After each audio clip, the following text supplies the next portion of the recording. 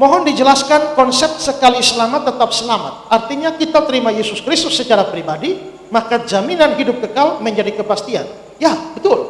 Kemarin kan sudah saya tunjukkan, Yohanes pasal 10, ayat 28 dan 29. Yaitu, aku memberikan hidup kekal kepada mereka, dan mereka pasti tidak akan binasa sampai selama-lamanya. Seorang pun tidak akan merebut mereka dari tanganku.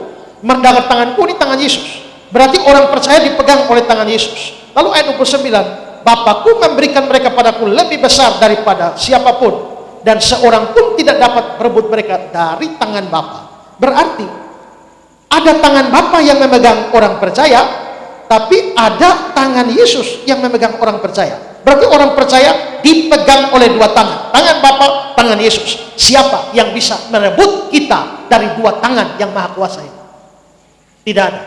Karena itu, kalau dia bilang, aku memberikan hidup kekal, mereka pasti tidak akan binasa sampai selama-lamanya, maka kita pasti selamat. Sekali kita diselamatkan, kita akan selamat. Lalu apa gunanya pengakuan dosa dalam liturgi ibadah setiap hari Minggu? Kita mengaku dosa bukan supaya selamat, tapi kita mengaku dosa supaya hubungan dengan Tuhan jadi harmonis. Kenapa? Karena dosa mengganggu hubungan dengan Tuhan. Ya, di dalam Yesaya pasal yang ke-59 ayat 1, sesungguhnya tangan Tuhan tidak kurang panjang untuk menyelamatkan, pendengarannya tidak kurang tajam untuk mendengar, tetapi yang merupakan pemisah antara kamu dan Allahmu ialah segala dosa dan kejahatanmu, dan yang membuat dia menyembunyikan diri terhadap kamu sehingga dia tidak mendengar ialah dosamu. Berarti dosa menghalangi persekutuan dengan Allah, dosa membuat Tuhan tidak mau mendengar doa kita. Daud ketika berzina, dia masih menyembunyikan dosanya. Apa yang terjadi ketika dia menyembunyikan dosanya? Lihat ayat Mazmur 32 ayat 3. Selama aku berdiam diri, maksudnya berdiam diri belum mengaku dosa, tulang-tulangku menjadi lesu karena aku mengeluh sepanjang hari. Sebab siang malam tanganmu menekan aku dengan berat, sumsumku menjadi kering seperti oleh teriknya musim panas. Jadi ada penderitaan batin yang hebat kalau orang belum mengaku dosa. Dia tidak bisa bahagia. Ketika dia mengaku dosa dan diampuni, atau Tuhan menyatakan pengampunan pada dia, maka dia berbahagia. Makanya di ayat 1 dia bilang, berbahagialah orang yang diampuni pelanggarannya dan yang dosanya ditutupi. Ada anak kecil yang satu hari Minggu sore dia jalan-jalan di kebunnya halaman belakang, dia lihat bapaknya ada punya bebek banyak. Karena bapaknya punya bebek banyak, dia kepengen tes.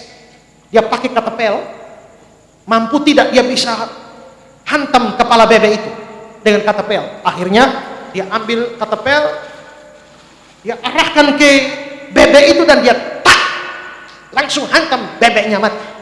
Begitu bebeknya mati, dia takut. Aduh, bebeknya bapak mati, payah saya. Kalau bapak tahu bahaya, akhirnya dia secara diam-diam ambil bebek itu dan dibuang ke sungai. Dan dia pikir aman. Hari Senin masuk sekolah, biasanya dia dan kakaknya itu dikasih uang jajan oleh mamanya, 10.000. Dia dapat 10.000, mamanya dapat 10.000, kakaknya dapat 10.000. Sampai di sekolah ketika mau jajan, kakaknya bilang begini, adek, kasih uang jajan adek pada kakak, 10.000. Store. Dia bilang, kenapa saya harus store?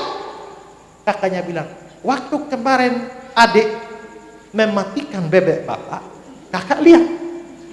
Waktu adek buang di sungai, kakak lihat. Kalau adek tidak kasih 10.000, kakak lapor bapak, habis kau. Akhirnya si adek takut, serahkan 10.000. Besok dapat 10.000, giliran mau jajan, kakaknya bilang, adek bilang, ingat bebek. Karena bilang bebek, adek store 10.000. Hari Kamis lagi, begitu mau jajan, adek bebek, store lagi. Kamis, Jumat, Sabtu, lalu lama-lama adek pikir, sampai saya ditindas oleh kakak saya. Tiap kali dia bilang bebek, saya harus store 10.000. Akhirnya dia bilang, daripada begini sebaiknya saya mengaku saja kepada bapak. Lalu akhirnya dia bilang, bapak, adik mau ngaku dosa. Apa? Hari Minggu kemarin adik jepret bebek bapak sampai mati. Adik buang di sungai, adik mengaku. Lalu bapak bilang, iya dek, waktu kamu jepret bebek bapak juga lihat. Waktu kamu buang di sungai, bapak juga lihat. Bapak hanya tunggu saja sampai kapan adik datang mengaku.